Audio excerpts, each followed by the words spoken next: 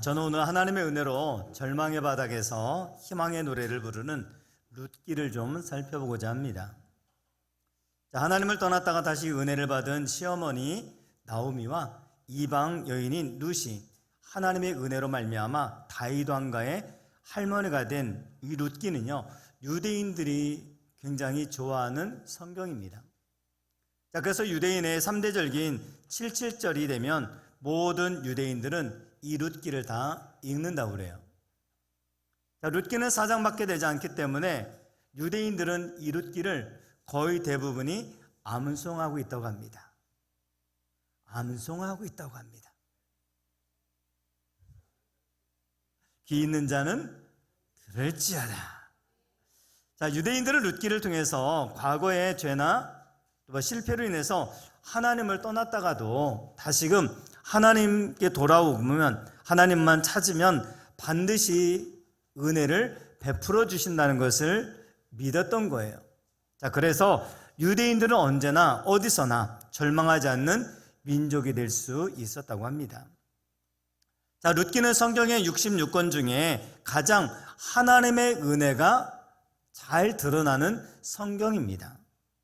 그러다 보니까 이 헤세드라고 하는 은혜라고 하는 단어가 7번이나 등장을 하고 있어요. 한글 성경에는 헤세드라는 단어로 표현이 되어 있지는 않지만 선대, 은혜, 인애라고 하는 단어로 표현이 되어 있습니다. 그런 맥락에서 여러분의 인생을 살아가다가 하나님의 은혜가 필요하다, 내게 좀 하나님의 은혜가 좀 부어졌으면 좋겠다라고 생각이 되시면 이 룻기서를 한번 꼭 읽어보시기를 바랍니다. 룻기에는 주인공은 나오미와 룻이라고 하는 여인입니다. 룻기를 만들어낸 이것은요, 바로 허구적인 소설이 아니라 팩트, 역사적인 사실입니다. 구약 성경에서 기근과 흉년이라고 하는 것은 이스라엘 백성들이 타락을 했을 때 하나님께서 심판하시는 도구 중에 하나가 기근과 흉년이었어요. 나오미가 살던 사사시대 유대인들은 우상숭배가 심했고요, 또 예배는 점점 쇠퇴기에 들어가게 됐습니다. 그 결과로 하나님은 이 기후를 들어서 다시 기근과 흉년을 통해서 이스라엘 백성들을 심판하셨던 겁니다. 그러면 기근과 흉년이 오면 어떻게 해야 될까요? 회개하고 하나님께 돌아오면 됩니다. 그런데 나오미는 하나님을 도리어 흉년이 오니까 떠나버렸어요. 가족들을 데리고 모압이라고 하는 이방 지역으로 내려가 버리고 맙니다. 한마디로 먹고 살고자 이민을 가버린 거죠. 그러면 좋게 이 거리는 약 100km 정도가 됩니다. 그들의 걸은 거리는 약 일주일 정도 걸릴 정도의 상당한 거리였던 거죠. 나오미의 남편은 엘리멜렉. 엘리멜렉이라고 하는 것은 하나님은 나의 왕이시다라고 하는 뜻을 가지고 있고요, 나오미는 즐거움이라는 뜻을 가지고 있어요. 이 부부의 이름을 보니까 믿음 생활을 해왔다라는 것을 힌트를 얻을 수가 있겠죠. 그런데 이들은 흉년이 오니까, 하나님의 심판이, 기근이 오니까 이것을 믿음을 버리고 이방 땅, 그노스라고 하는 신을 섬기는 모압 땅으로 내려가 버리고 말았던 거죠. 나오미 부부가 생존을 위해서 믿음을 버리고 우상 숭배의 땅으로 갔다. 이것은 정말로 안타까운 일입니다. 아무튼 나오미와 그 가족 일행은 모압 땅에 가서 정착합니다. 다행히 그 땅에는요, 기근이나 이러한 것들이 없었어요. 그렇다면 나름대로 먹고 살만하게 풍부하게 삶을 살았는데, 근데 여러분, 여기서 우리가 한 가지 기억할 것이 있습니다. 하나님을 떠난 편안함, 하나님을 떠난 부유함, 그 자체는 축복이 아니라 저주라는 사실이에요. 또 하나님을 떠난 형통은 축복이 아니라 불통이 될 수 있다는 겁니다. 하나님을 떠나서 모압으로 내려갔더니 먹고는 살만했는데 갑자기 남편 엘리멜렉이 죽고 말아요. 그 당시에 가장이 죽는다는 것은 한 가정에 크나큰 위기가 찾아오는 것을 의미합니다. 자, 나오미는 남편의 죽음에 대해서 우연이겠지라고 생각을 합니다. 애써 하나님과 연결시키는 신앙 가지려고 하지 않았어요. 남편이 죽은 뒤 두 아들이 결혼하게 됩니다. 나름대로 행복하게 삶을 살아갑니다. 그런데 그 행복마저도 얼마 가지 않아서 갑자기 이 두 아들도 죽고 말았습니다. 자, 성경에는 두 아들이 죽은 원인에 대해서 나오지는 않습니다. 아마 전염병으로 죽지 않았을까라고 추정을 해볼 뿐이에요. 여러분, 한번 나오미의 입장을 한번 생각을 해보십시오. 남편이 죽은 것도 슬픈 일인데 그가 믿었던, 그가 또 신뢰할 수 있었던 두 아들마저 잃어버렸다? 그렇다 보니 나오미는 나이도 많고 재산도 다 날리고 이제는 먼 타국에서 혼자가 되고 말았던 겁니다. 자, 나오미는 성경에 나오는 여자 중에 가장 슬픈 여자가 되고 말았죠. 그래는 자기 입을 통해서 이렇게 고백을 합니다. 내가 풍족하게 나갔더니 여호와께서 내게 비어 돌아오게 하셨느니라. 여호와께서 나를 징벌하셨고 전능자가 나를 괴롭게 하셨거늘 너희가 어찌 나를 나오미라 부르느냐 아니라. 나오미가 경제적으로 가난하게 된 것보다도 더 고통스러운 것은 하나님께서 자신을 징벌하시고 자신을 버리셨다, 그리고 자신을 저주하셨다고 하는 생각 때문에 더 큰 고통이 그에게 찾아왔던 겁니다. 자, 이후 나오미는 베들레헴으로 다시 돌아오기로 작정을 합니다. 자, 그런데 베들레헴으로 돌아왔을 때 자신을 나오미, 즉 즐거움이라고 말하지 말고 나는 괴로운 여자다, 그래서 마라라고 불러라 라고 이야기를 합니다. 자, 여러분, 여기 우리 그리스도인들이 한 가지 조심해야 되는 것이 있는데 뭐냐면요, 우리 그리스도인들이 심각한 죄를 범하게 되면 하나님이 나를 치셨어 하면서 그 자리에 포기하고 절망에 빠져버리고 만다는 겁니다. 그리고 신앙도 떠나버린 경우가 있어요. 자, 그것은 악한 마귀가 주는 생각입니다. 여러분, 우리가 아무리 큰 죄를 지었다 하더라도 더 이상 죄가 여러분들을 노예로 묶도록 절망 속에 빠져 있지 마시기 바랍니다. 다시 그곳에서 돌아오면 되는 거예요. 돌아오면 하나님은 회복해 주시는 거예요. 은혜를 베풀어 주셔서 회복 가운데로 인도해 주신다는 사실입니다. 하나님은 여러분들을 여러분이 생각하는 그 이상으로 놀라운 인생을 살 계획을 가지고 계십니다. 그래서 고난은 징벌이 아니라 하나님을 만날 수 있는 기회다라고 우리가 생각해야 된다는 거죠. 자, 이런 상황이 있었던 나오미는 하나님의 은혜를 기억하고 다시 베들레헴으로 돌아오기로 결심을 합니다. 자, 이것이 바로 나오미의 귀함이고 나오미의 정말 위대함입니다. 여러분, 우리가 아무리 망해도 하나님의 은혜는 있다는 사실이에요. 내가 아무리 절망 가운데 빠져 있다 할지라도 하나님의 은혜는 늘 언제나 있다는 사실이에요. 자, 그러면 그 은혜의 자리로 다시 돌아오기만 하면 되는 겁니다. 여러분, 나오미의 며느리는 누구죠? 룻입니다. 자, 룻은 나오미의 가족을 만나서 큰 아들인 말론과 결혼을 하게 됐어요. 룻기 4장 10절에 보니까 그의 남편의 이름을 말론이라고 분명하게 성경은 기록하고 있습니다. 그녀는 평생 이방 땅 모압에서 그누스라고 하는 우상을 섬기면서 지내왔습니다. 나오미의 집에 처음 들어와서 하나님이라는 분을 알게 됐고, 그 또한 나오미의 모습을 통해서 감동을 받고 그리고 하나님을 믿기 시작을 했던 겁니다. 자, 나오미는 며느리 룻을 딸처럼 대해주었습니다. 그렇다 보니 나름대로 행복했습니다. 그런데 갑자기 자신의 남편이 죽자 절망의 나락에 떨어지고 말았던 거죠. 자, 룻은 10년 동안 시어머니 나오미를 통해서 알게 된 하나님을 정말로 이제는 자신의 신으로 믿기로 결심합니다. 룻에게 나타난 절망은 오히려 하나님을 붙잡고 하나님을 만날 수 있는 기회가 됐던 거죠. 시어머니 나오미는 두 아들이 죽게 되자 다시 베들레헴으로 돌아오려고 합니다. 자, 이때 오르바와 룻 두 며느리도 놓고, 자, 너희들 이제 각자의 집으로 돌아가라라고 이야기할 때, 그때 오르바는 자기 집으로 돌아갔고 룻은 시어머니 나오미를 따라서 계속 베들레헴으로 돌아오겠다라고 이야기합니다. 자, 나오미가 이때 두 며느리를 향해서 이런 권면을 줘요. 나오미가 두 며느리에게 이르되 너희는 각각 너희 어머니 집으로 돌아가라. 너희가 죽은 자들과 나를 선대한 것 같이. 아까 선대가 뭐라고 그랬죠? 헤세드.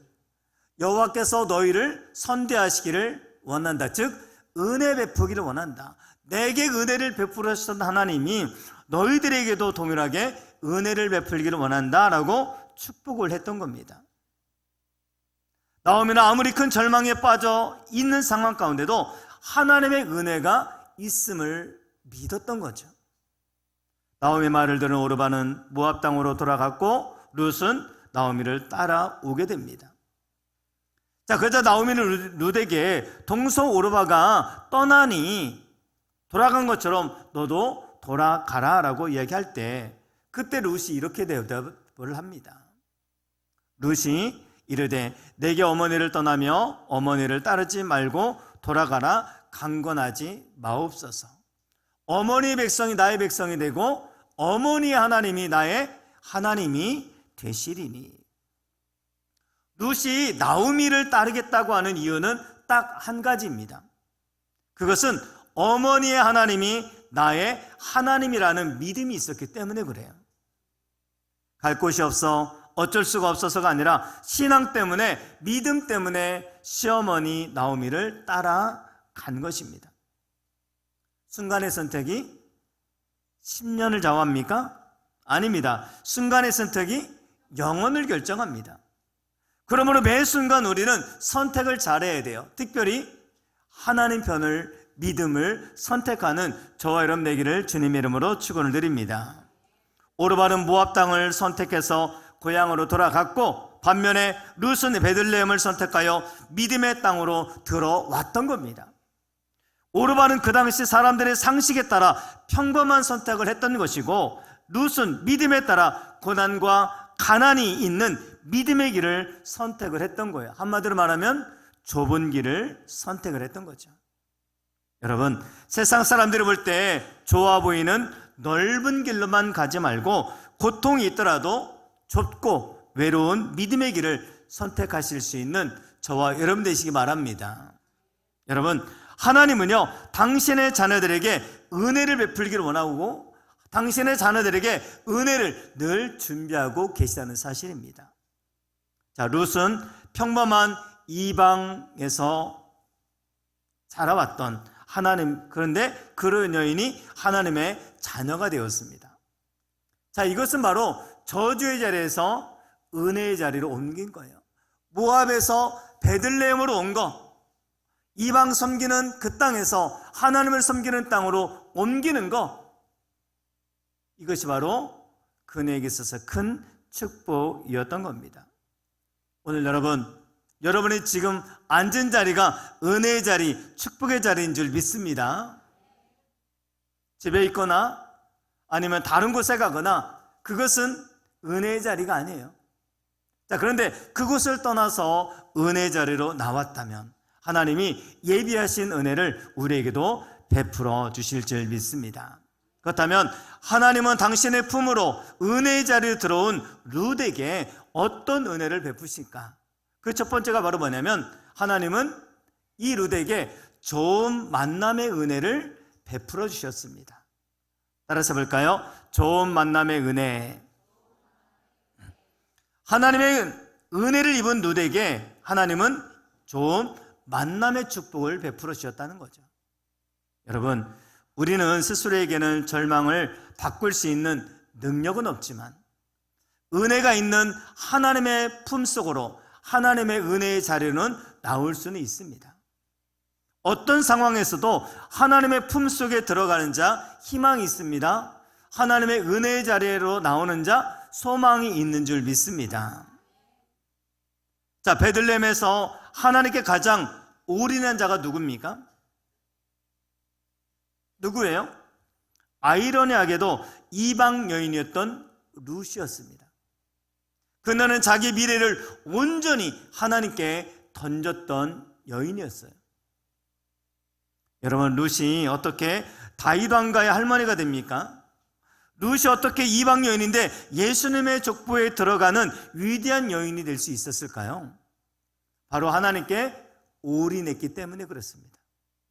그녀는 모압 땅에 자기 부모가 살았습니다. 그냥 모압 땅에 남아있으면 부모 곁으로 돌아가서 재혼도 할 수 있고 나이도 젊고 스라의 아이도 없기 때문에 새로운 가정도 얼마든지 꾸릴 수도 있는 상황입니다. 자, 그런데 굳이 시어머니를 따라서 언어도 다르고 풍습도 다르고 문화도 다르고 믿는 신도 다른 이방인이라는 손가락질을 받을 수밖에 없는 이 베들레헴까지 따라온 것은 그녀가 하나님께 자신의 인생 전체를 다 던지는 행위, 믿음의 올인을 했기 때문에 기꺼이 모든 것을 다 버리고 주님께 들어오게 됐던 것입니다.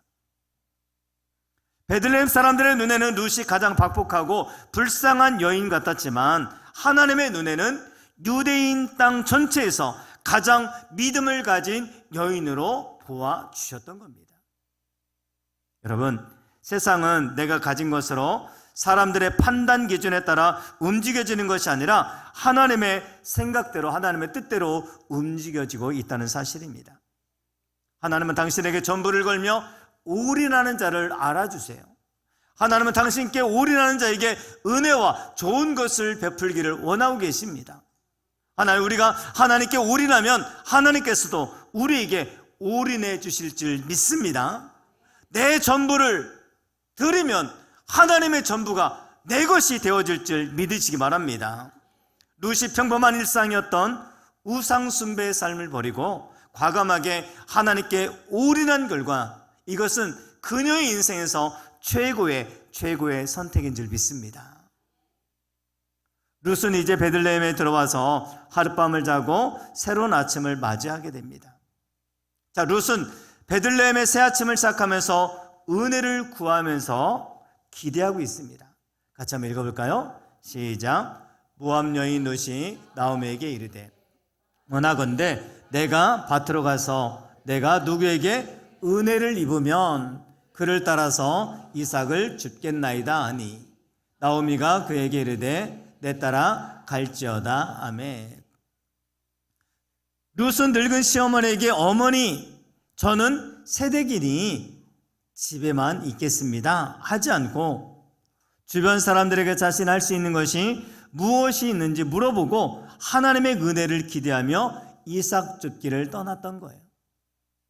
여러분, 현재 나오미나 룻처럼 절망의 자리에 있습니까? 신세를 한탄하고 걱정하고 낙심하고 포기하지 마시고요, 하나님의 손을 잡고 은혜를 기대하며 다시 한번 새롭게 시작하실 수 있기 바랍니다. 룻은 가난하다고 신세 한탄하지 않고 최선을 다해서 꽉 찬 하루를 살아갔던 겁니다. 그렇게 룻이 이삭 줍기를 하러 나아갔는데 우연히 보아스의 밭으로 가게 됩니다. 어떻게 해요? 우연히 룻이 가서 베는 자를 따라 밭에서 이삭을 줍는데 우연히 엘리멜렉의 친족 보아스에게 속한 밭에 이르렀더라.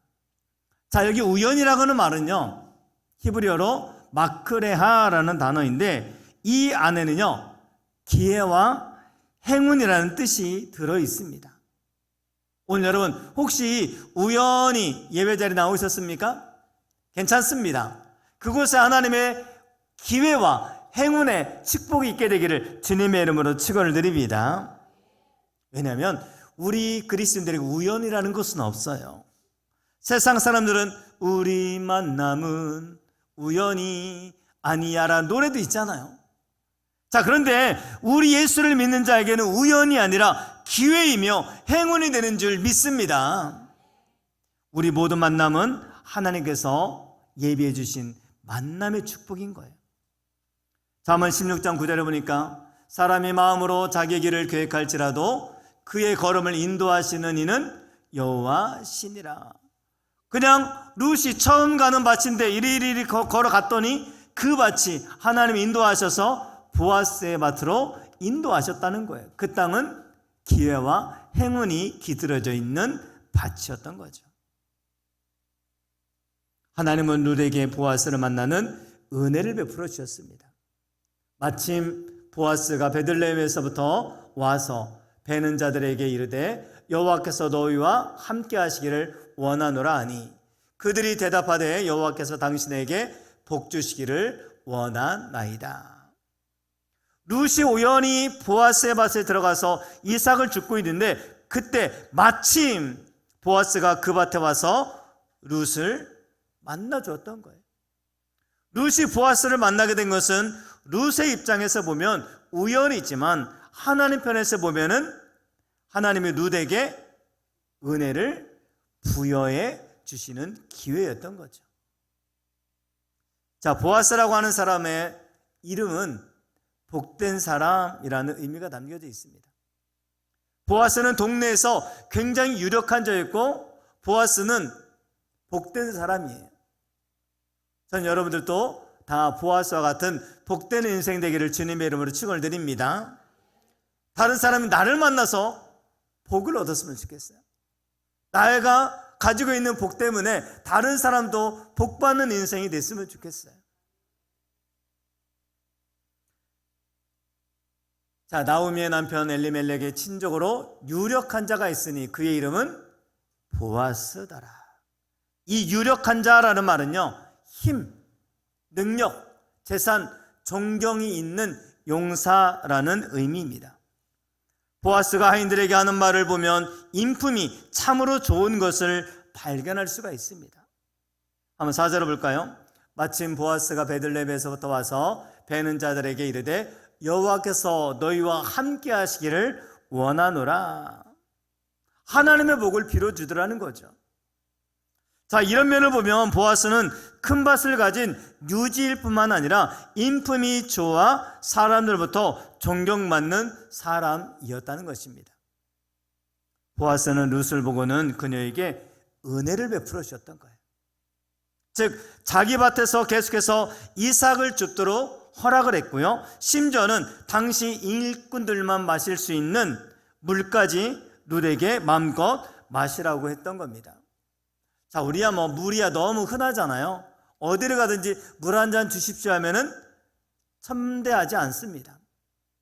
자, 그런데 이 당시에 물을 함께 마신다, 나눠 마신다는 것은 왜 중요하냐면 거기는요, 팔레스타인은 광야 지역이에요.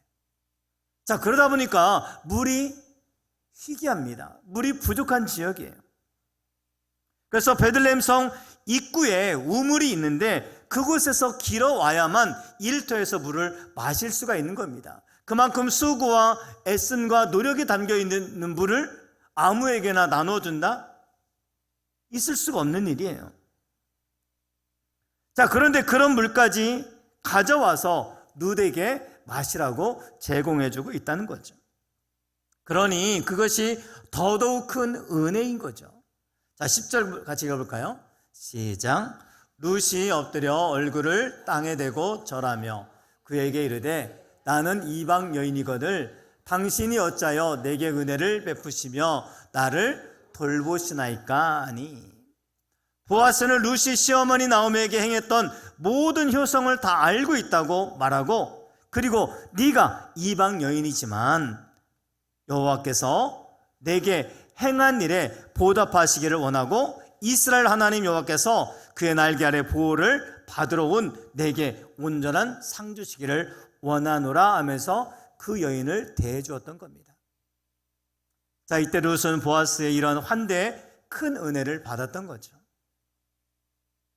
룻 입장에서 예루살렘은 시어머니 나오미에는 아는 사람이라고는 아무도 없는 이방 땅인데 여기서 이러한 친근한 위로의 말을 듣게 되는 위로고 받았고 또한 그러한 은혜를 입을 수 있게 됐던 거죠.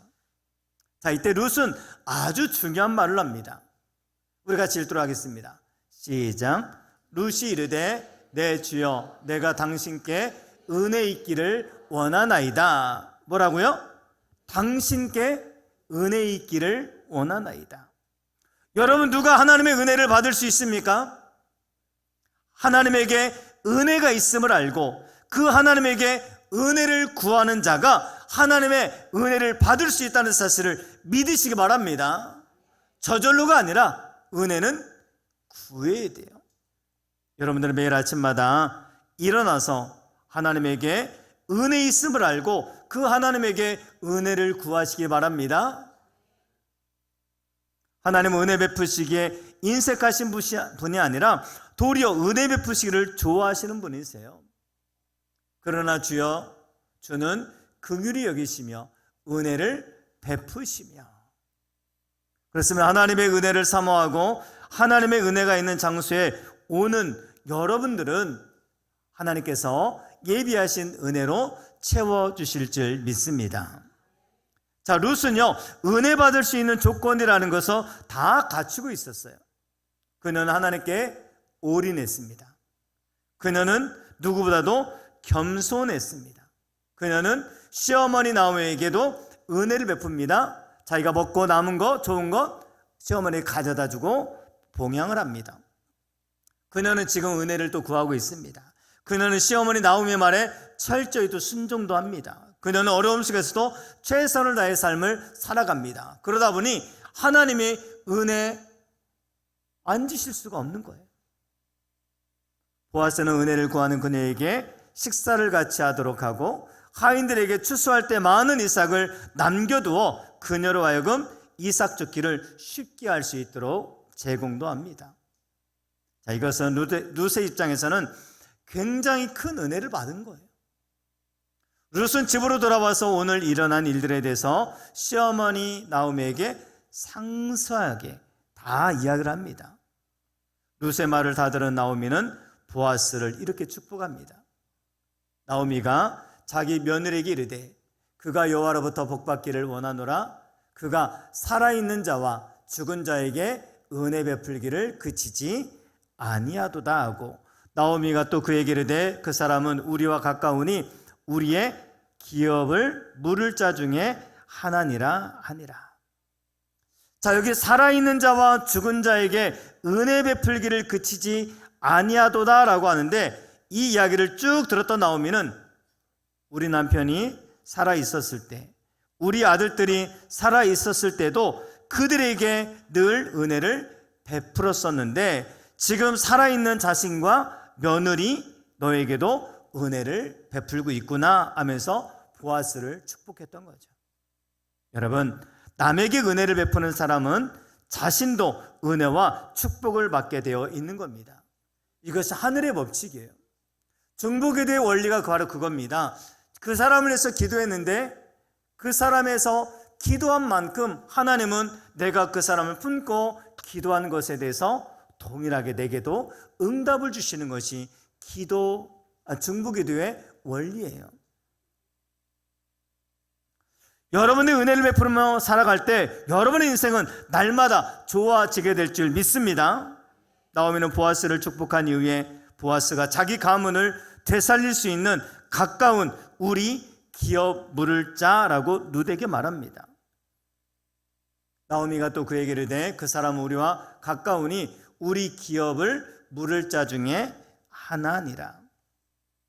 여기 기업 물을 자라고 하는 단어가 나오는데요, 이것은 룻기 당시에 한 가정의 남편이 죽게 되면 재산이 다 없어지고 땅이 없어지게 됩니다. 자, 그때 기업 물을 자가 대신에 그 땅을 사주고 또 집도 세워주고 가문을 세워주는 풍습이 있었어요. 자, 이 역할을 감당하는 자를 가리켜서 기업 물을 자라고 말을 하는 겁니다. 자, 이 기업 물을 자라는 이게 조건들이 있는데, 첫 번째는 친척이어야 돼요. 두 번째는 능력이 있어야 돼요. 그리고 나서 그것을 자원해야 돼요. 보아스는 나오미 집안의 기업 물을 자가 되어서 룻과 결혼을 하게 됩니다. 룻이 보아스와 결혼하게 되므로 룻은 자기가 평생 지고 가야 할 것 같은 이 가난, 절대로 해결할 수 없을 것 같은 이 가난이 한꺼번에 해결된 줄 믿습니다. 여러분, 여러분에게도요, 이 보아스와 같은 기업 물을 자를 만나는 만남의 축복이 있게 되기를 주님의 이름으로 축원을 드립니다. 이렇듯 모든 축복은 만남을 통해서 오더라는 거죠. 그 어떤 축복보다도 이 만남의 축복이 여러분들에게 평생 따라다니게 되기를 주님의 이름으로 축원을 드립니다. 특별히 여러분의 자손과 여러분의 모든 가족들에게 이런 만남의 복이 일어나게 되어질 줄 믿습니다. 룻은 재산 하나 없이 가난한 시어머니와 함께 들에서 이삭을 주우며 평생 살아야 될 것 같았지만 그녀에게 하나님의 은혜가 부어지니 순식간에 베들레헴에서 가장 부유하고 가장 존경받고 있었던 보아스와 결혼하게 되고 뜨거운 떼약볕에서 수고해야만 먹을 수 있는 초라한 삶이 다 사라지고 이제는 안방마님이 되는 축복이 일어나게 됐던 겁니다. 여러분 혹시 지금 고난이 찾아왔습니까? 지금 절망의 자리에 서 계십니까?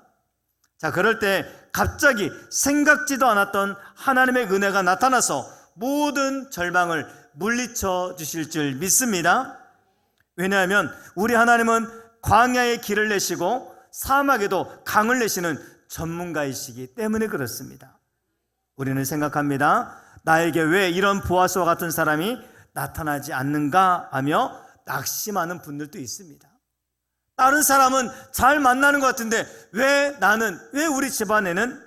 그렇다면 여러분 보아스를 만나게 되기보다 여러분이 보아스가 되시기 바랍니다. 여러분이 기업 물을 자가 되어서 선한 영향력을 흘려보내고 다른 사람에게 도움이 되실 수 있게 되기를 바랍니다. 그럴 때 어떤 축복이 있냐? 한 번만 좋은 일로 끝난 것이 아니고 좋은 미래가 계속 열리는 축복을 받게 되더라는 거예요. 어떤 축복입니까? 바로 메시아가 이 룻을 통해서 이 가문을 통해서 나오는 축복이 있었어요. 그 메시아의 축복이 어디까지 흘러옵니까? 오늘 우리에게까지 구원의 은총이 흘러오게 되더라는 겁니다. 사랑하는 여러분 좋은 만남의 복이 있기 바랍니다.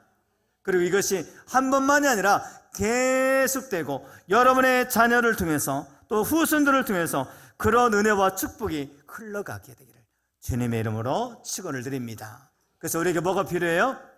하나님의 은혜가 필요한 것입니다. 하나님의 은혜가 여러분에게 부어지게 될 줄 믿습니다. 한번 따라서 볼까요?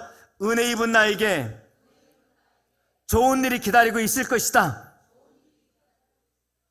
은혜 입은 나에게 좋은 일이 기다리고 있습니다. 다시 한번, 은혜 입은 나 때문에 우리 자손들에게 좋은 일이 일어날 줄 믿습니다. 아멘이십니까? 그런 은혜가, 그런 축복이 여러분의 삶과 여러분의 가문 가운데도 일어나게 되기를 주님의 이름으로 축원을 드립니다.